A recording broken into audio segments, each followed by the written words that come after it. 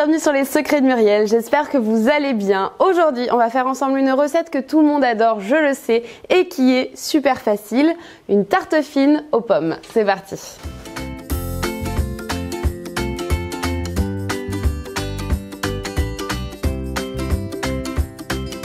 Pour ça, vous aurez besoin de pommes, de beurre, de sucre cassonade et d'une pâte feuilletée. Alors, pour faire une tarte fine, c'est très simple, mais je vais vous donner des petits tips pour les réussir à coup sûr. Donc là, j'ai pris ma plaque anti-adhésive. Si vous n'avez pas de plaque anti-adhésive, vous mettez un petit papier sulfurisé, vous le savez. J'ai fait fondre un tout petit peu de beurre. Je vais mettre du beurre sur ma plaque, légèrement hein, au pinceau, hop. C'est pour pas que ça accroche. Voilà, magnifique. Ça va apporter du goût, hein, vous le savez. Ensuite, alors là, exceptionnellement, j'ai acheté une pâte feuilletée parce que je sais que parfois, vous n'avez pas le temps de faire votre pâte feuilletée, que vous allez l'acheter. Donc pour une tarte fine aux pommes, il n'y a aucun problème. Si vous êtes en panique, que la belle-mère arrive, qu'il faut faire un dessert rapidement, vous allez acheter une pâte feuilletée rapide. Hop, vous avez toujours quelques pommes et un petit peu de sucre, un petit peu de beurre dans le fond du placard. Donc voilà. Alors ce que je vais faire, c'est que je vais détailler des cercles. Là, j'ai un cercle de 12 cm. Vous pouvez faire plus petit, plus grand si vous voulez, c'est vous qui voyez. Donc on détaille. Alors par contre, toujours, vous savez, la pâte feuilletée, on la détaille soit au cutter, c'est le mieux, soit avec un couteau. On n'appuie pas parce que sinon on va écraser les feuillets.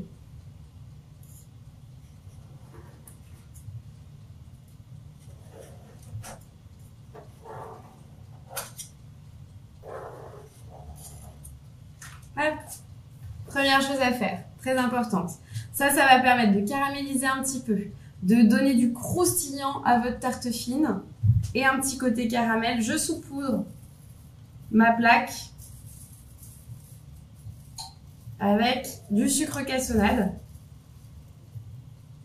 Hop. Et je peux alors, j'hésite pas à faire quelques petits trous dans ma pâte. Alors, ce que je ne ferai pas pour un feuilletage de millefeuille, vous le savez, parce qu'on veut que ça développe énormément. Là, on veut surtout le croustillant de la pâte feuilletée et qu'il reste un petit peu fin. Donc là, je le dépose sur le sucre. Je fais pareil avec tous les autres.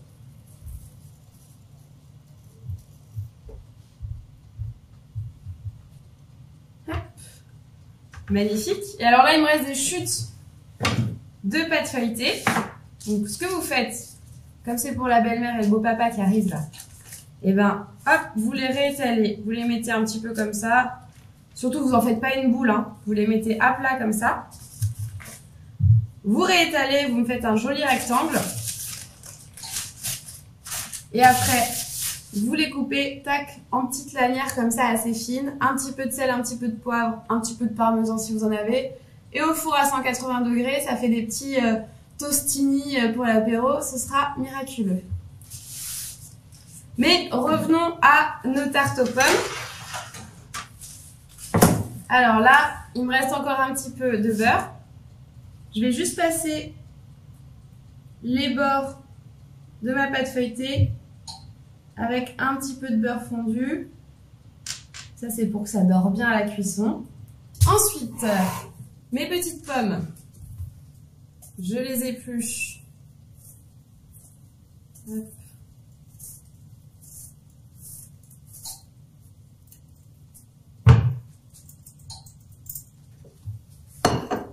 Et ensuite, je la coupe en deux. Hop. Je retire le petit pédoncule. Hop là. Hop, je prends ma petite bouleuse à pommes parisiennes pour retirer les pépins au centre. Si vous n'en avez pas, vous le faites au couteau aussi, mais c'est vrai que c'est plus pratique avec la bouleuse. Et ensuite, je coupe. Alors là, il faut couper très finement, à peu près 2 mm. Il faut quand même qu'il y ait un petit peu de mâche, hein, évidemment. Et essayez d'être le plus régulier possible dans votre découpe. Je viens hop, sur ma tarte fine et là, je décale mes pommes en rosace.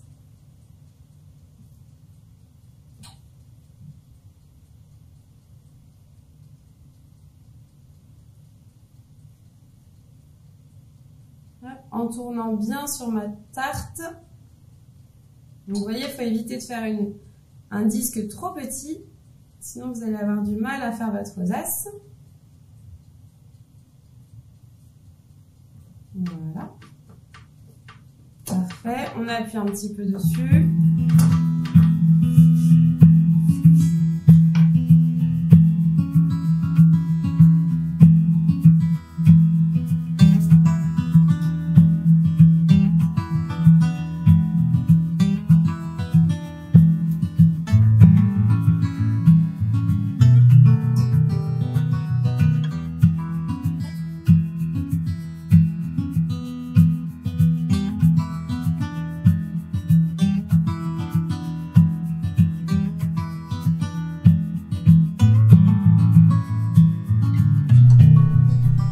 Magnifique.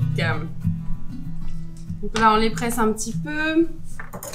Ensuite, on va mettre un petit peu de beurre, évidemment, pour que ça cuise mieux. Donc, quelques petits morceaux de beurre dessus, assez fin. Et ensuite, je saupoudre de sucre. J'ai préchauffé mon four à 180 degrés, évidemment, en chaleur tournante, pour que ce soit bien chaud quand je vais enfourner. Et donc là, je saupoudre de cassonade. Bon, la cassonade, ça donne plus de goût, mais vous pouvez mettre du sucre semoule, vous pouvez mettre du sucre de coco aussi. Ça, c'est vous qui voyez.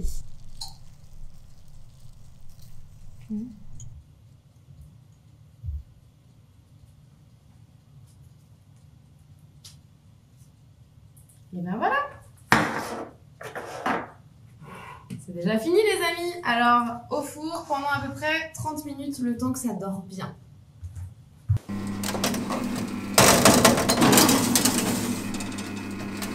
Mais que ça sent bon dans cette cuisine. Ça sent la tarte de ma maman. J'adore, j'adore, j'adore. Bon là je vous conseille de laisser refroidir un petit peu, ce sera que plus croustillant, mais quand même c'est bon légèrement tiède. Avec, alors moi je suis partisane de la crème épaisse parce que j'adore ça vraiment infiniment. Mais bien évidemment, vous pouvez mettre une petite boule de glace vanille avec, ça fera le plaisir de tout le monde. Si elles ont refroidi, vous pouvez les passer au four 5 à 10 minutes à 170 degrés à peu près. N'oubliez pas juste de les déplacer parce que ça a caramélisé légèrement en dessous, évidemment, pour pas que ça colle à la plaque. J'espère que cette petite recette très simple vous a plu. Dites-moi si vous en voulez d'autres. Je vous dis à très vite pour de nouvelles recettes. Moi, je vais attendre que ça refroidisse pour les déguster. On n'oublie pas de s'abonner, de mettre des pouces bleus et je vous dis à très vite. Salut!